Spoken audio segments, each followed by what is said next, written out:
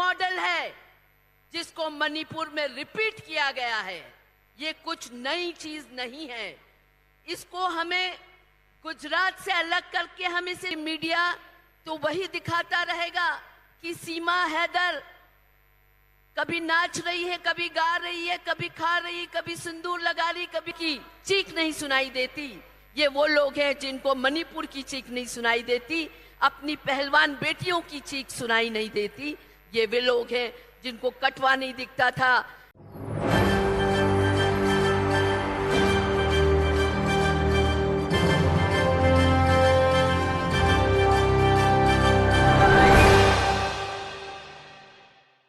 तीन संगठनों में अब आज तक काम किया है, एनएसयूआई, यूथ कांग्रेस और फिर महिला कांग्रेस।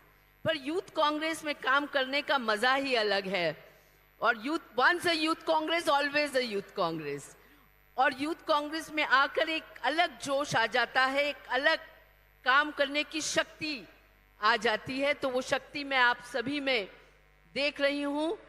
और जिस दौर से आज हिंदुस्तान गुजर रहा है उसमें इस यूथ की शक्ति की एक बहुत अहम भूमिका है। भाइयों और बहनों, हमारी पीढ़ी ने एक आजाद हिंदुस्तान पाया। एक आजाद हिंदुस्तान में हमने अपनी पहली सांस ली। आजादी की लड़ाई में हमारी कोई भागीदारी नहीं थी, पर हां, आज इस 21वीं शताब्दी में 2023 में जब हम खड़े हैं तो एक बहुत अहम रोल यूथ कांग्रेस का और युवाओं का, चाहे वो महिला हो या पुरुष हो, है। आज आजाद करना है इस देश को बेरोजगारी से। आज आजाद करना है इस देश को महंगाई से। आज आजाद करना है इस देश को अत्याचार से, भ्रष्टाचार से और एक ऐसे तानाशाह से जिसने इस देश को अंधेरे में धकेल रखा है। आज जो हम मणिपुर में देख रहे हैं, हर व्यक्ति का आज हृदय तार तार हुआ जब हमने मणिपुर की तस्वीरें देखी। और सच कहूं तो वो तस्वीरें देखने की तक हिम्मत नहीं हुई। जब वो तस्वीरें आंखों के सामने आई तो कहीं ना कहीं आंख बंद करनी पड़ी। अभी नेटा मेरे पास बैठी थी। नेटा से मैंने पूछा, तुम मणिपुर गई थी, क्या देख के आई? और नेटा ने मुझे अपने मोबाइल पे जो तस्वीर दिखाई, सच मानिए उसको देखने की मेरी हिम्मत नहीं थी। तो ये मणिपुर में जो हुआ है, आपको सचेत कर दूं कि ये कोई मामूली घटना नहीं है। ये वही, याद करिए, ये वही गुजरात मॉडल है जिसको मणिपुर में रिपीट किया गया है। ये कुछ नई चीज नहीं है। इसको हमें गुजरात से अलग करके हम इसे नहीं देख सकते। ये तानाशाह का वही खेल है जो गुजरात में हुआ था। वही खेल आज हम मणिपुर में देख रहे हैं। और ये तानाशाह रहा तो ये वो दिन दूर नहीं जब देश के अलग अलग राज्यों में इसी तरह का तांडव हम देखेंगे। और ऐसे में बहुत जरूरी है कि हम युवक युवतियां जागे, अपने अधिकार का इस्तेमाल करें, अपने लड़ने की शक्ति का इस्तेमाल करें और सच्चाई समाज के सामने लाएं। और नहीं तो गोदी मीडिया तो वही दिखाता रहेगा कि सीमा हैदर कभी नाच रही है, कभी गा रही है, कभी खा रही, कभी सिंदूर लगा रही, कभी बिंदिया लगा रही है, तो अंजू पाकिस्तान में प्री वेडिंग शूट कर रही है। गोदी मीडिया तो यही दिखाएगा। आप यूथ हैं, आप आईटी के टेक्नोलॉजी से बहुत ज्यादा जुड़े हुए हैं। आप यूट्यूबर बने, ज्यादा से ज्यादा सच्ची घटनाएं यूट्यूब, फेसबुक, आईटी के माध्यम से इस देश के कोने कोने में पहुंचाइए। आप हर एक व्यक्ति यूथ कांग्रेस का ये काम भली भांति कर सकता है।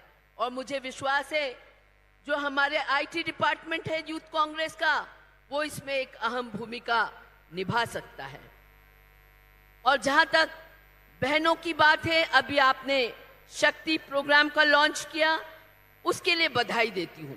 पर एक बात यहां जरूर कहना चाहूंगी कि जब भी कहीं रेप होता है, महिला अत्याचार होता है, तो हर आदमी एक मानसिकता बन गई है कि फोन करके कहता है कि मैडम महिला कांग्रेस को बोलिए कि प्रदर्शन करे।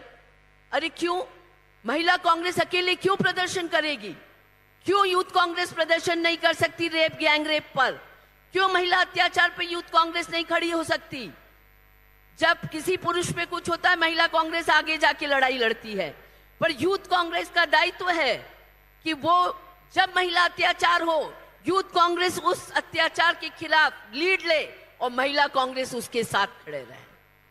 ये बस महिला कांग्रेस का काम नहीं है, ये बात आपको याद दिलाना चाहती हूँ।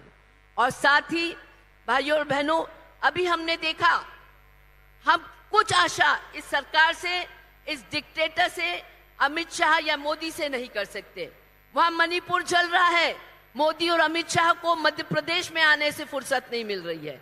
मध्य प्रदेश में हर दूसरे दिन चले आ रहे हैं वो, क्योंकि वहां चुनाव है। कर्नाटक के अपने सभी कार्यकर्ताओं को बधाई देती हूं। आपने एक नई जान दी है कांग्रेस पार्टी को, आपने ताकत दी है, आपने राह दिखाया है कि हम सब लड़कर इन भ्रष्ट और अत्याचारियों को अपने अपने प्रदेशों से उखाड़ के फेंक सकते हैं। क्योंकि ये वो लोग हैं जिनको बिल्किस बानो की चीख नहीं सुनाई देती, ये वो लोग हैं जिनको मणिपुर की चीख नहीं सुनाई देती, अपनी पहलवान बेटियों की चीख सुनाई नहीं देती। ये वे लोग हैं जिनको कटवा नहीं दिखता था, जिनको जहां भी अत्याचार हो और इनके लोग जहां फंसे हो, उनके साथ ये खड़े पाए जाते हैं। और स्मृति ईरानी को कल हमने संसद में चीखते चिल्लाते देखा, और देखा कि किस तरह से उनने एक तमाशा मचाया और महिला अत्याचार को भी राज्यों में बांट दिया। शर्म आती है हमें जब महिला होकर कोई महिला अत्याचार को भी जात पात धर्म या राज्यों के नाम पर बांट देते हैं। तो मैं फिर एक बार आपको आह्वान करूंगी कि यूथ कांग्रेस से बहुत सारी अपेक्षाएं हैं।